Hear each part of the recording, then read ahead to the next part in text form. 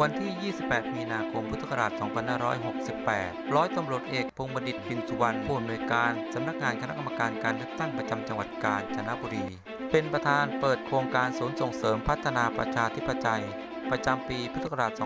2568 เพื่อเตรียมความพร้อมประชุมขับเคลื่อนการสร้างเสริมสร้างพลเมืองคุณภาพศูนย์ส่งเสริมขับเคลื่อนหมู่บ้านเข้าร่วมกิจกรรมไม่ขายเสียงและการประเมินมาตรฐานศูนย์ส่งเสริมพัฒนาประชาธิปไตยจังหวัดกาญจนบุรีและศูนย์ส่งเสริมพัฒนาประชาธิปไตยขับเคลื่อนกิจกรรมส่งเสริมวิถีประชาธิปไตยตลอดจนการร่วมพลเวทีวิชาการ